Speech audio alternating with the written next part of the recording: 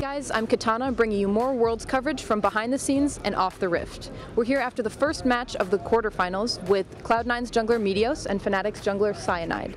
So just starting off, Cloud9 had a bye through the group stage.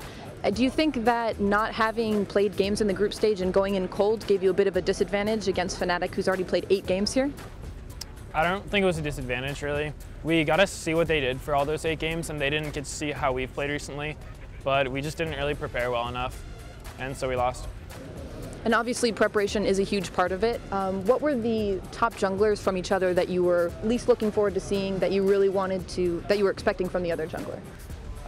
Yeah, I was expecting like Nocturne a lot, and we were a bit scared about it. Like we saw it sometimes, and it was pretty strong. So, but yeah, we weren't really afraid of anything because we knew that we could still play solid and probably win.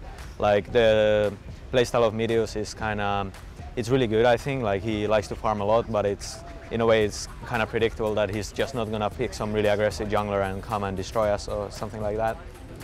And were there any picks that you were afraid of coming out of Cyanide? We banned his Aatrox because no one in NA really plays it, so we don't have much experience with it. And scrims with Aatrox were really snowbally. Either like he killed everyone or he would just be useless. And we didn't really want to take the risk that he would just snowball the game and make us lose. So we banned that, and I think it was pretty good because it wasn't really the jungle we were having issues with in our games. It was mostly the teleports that were screwing us, and then I guess the cast didn't pick. And talking about picks and bans, obviously almost every single ban was toward mid laners, be it Xpeke or High, and teams that have gone up against Cloud9 before typically have not targeted a lot of bans toward High. They've been all over, particularly Balls' Rumble and many other kinds of picks. Were you guys really just worried about the stress that would be in the mid lane? We weren't really worried, but we thought that if we banned these heroes, we didn't really know what he's gonna play so much, and the heroes we banned were like really annoying heroes like Fizz and stuff like that, Kennen even some games. So yeah, we just felt more confident banning them because we didn't really know that much about them. But yeah, I thought like it's best to ban the mid laners because if we are gonna ban something, they might have something else prepared, so it's not really gonna make a difference. And you said that, yes, you did target a lot of bans toward Xpeke aside from the Aatrox, so what was your rationale there? Well, Ahri's a really strong champion that we don't actually play, and so it's one that we pretty much were forced to ban any game we were going to play, so we kind of were disadvantaged there.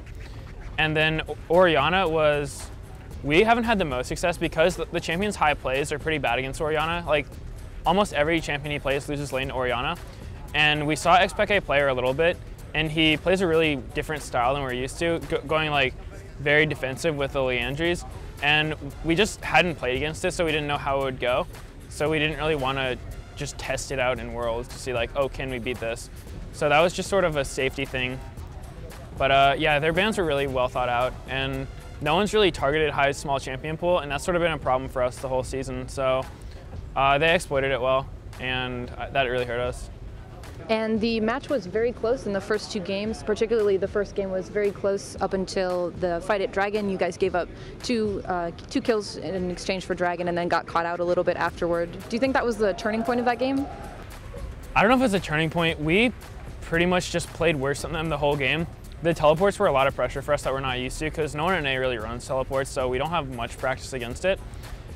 We were doing a good job getting all the dragons. I think we got the first 3, but they were never clean dragons. We never just got it and got out. Usually we would end up having some deaths and coming out a little bit behind in kills. And we would lose a lot more time in lanes farming than they did. So near the end of the first game, we ended up really underleveled. Almost everyone on our team was down like a level or 2 on their counterpart. And that made it really hard to win fights. And I don't really remember what the team comps were. I think theirs was better. And so, yeah, we didn't really prepare well the first game. I think we could have won that if we went into it with more preparation, but they played really well, so I think they deserve to win. And in the second game, there was a little bit more pushback from Cloud9, and there were some really influential team fights coming out from Balls, particularly with, or coming out from Cloud9, particularly with equalizers from Balls. Is that why you decided to ban Rumble in the third game, and do you think that was a really big factor in why you guys lost game 2? Yeah, Rumble was definitely a factor, and we are not really used to playing against Rumble in Europe, so yeah, they had a really strong team fight setup, and we couldn't beat them at all in team fights, and we were really afraid if they got Rumble again, they could pull off something similar again and just stomp us in team fights completely. And yeah, they executed their strategy very well in the second game, and we already knew that Rumble is probably his strongest champion, and we were thinking about if we should ban it, and yeah, the second game just showed us that we should. Absolutely. And then game 3 obviously was not quite as close as the other two. Can you tell us a little bit? Okay, so level 1, we just kind of got careless and I guess a little greedy with how we moved, because we warded the banana bush late into the game and they warded at the same time, so they knew exactly where we were. And then I guess our bot lane thought it would be safe to go up through the river and into our own tri-bush top lane. And I kind of thought it was a bad idea. I told them they should come through mid, but they said, no, it's okay. And then 3 people were sitting there and they both died and gave the jungler a double kill. And that made the game really hard, because Lee Sin was able to put out a ton of pressure, especially bot lane and mid actually. He just kept ganking them, which kept them from really winning their lanes. And I mean, he did a really good job just snowballing it out, and then eventually got a kill on balls, had a lot of items. They were able to force dragon. We couldn't really contest it because we were all behind. Pretty much every lane off that was behind, because top lane died and then mid and bot got camped off of it.